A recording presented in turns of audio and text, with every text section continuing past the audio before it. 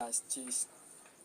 Nous allons vous donner l'astuce pour trouver les dérivés et primitives des fonctions sinus et cosinus. Pour ce faire, nous allons utiliser les cercles trigonométriques. D'après la définition du cercle trigonométrique, on dit quoi? Le cercle trigonométrique est un cercle de centre O et de rayon 1. Donc les rayons ici, ça fait 1. C'est pas ça qui nous intéresse beaucoup plus, mais nous ici, on dit que dans le cercle trigonométrique, l'axe de X, ici l'axe de X représente cosinus. Vu que l'axe suit le sens, là ça veut dire ici on aura plus cosinus. Et dans le sens inverse, nous aurons quoi? Moins cosinus. Ici on dit que dans le cercle trigonométrique, l'axe de Y représente sinus.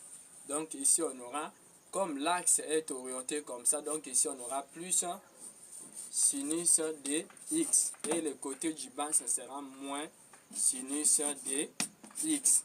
Maintenant, l'astuce pour trouver la dérivée ou la primitive des fonctions sinus et cosinus. La dérivée, ça suit le sens des aiguilles d'une montre. Donc la dérivée va suivre le sens des aiguilles d'une montre. Ça veut dire quoi? Ça veut dire que pour trouver ici, on va regarder cosinus de X aura pour dérivée moins sinus de X.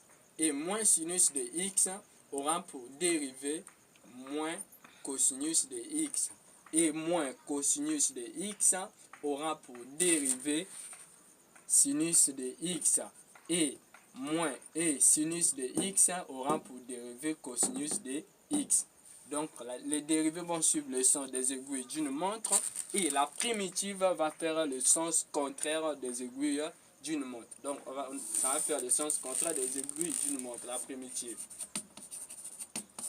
La primitive va faire le sens contraire des aiguilles d'une montre. Donc, pour trouver la primitive de sinus de X, ça sera quoi?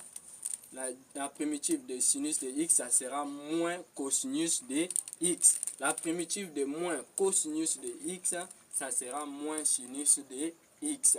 Et la primitive de moins sinus de X, ça sera cosinus de X. La primitive de cosinus de X, ça sera sinus de X. Voilà, merci d'avoir suivi la vidéo jusqu'à la fin. N'oubliez pas de liker et de vous abonner. Et si vous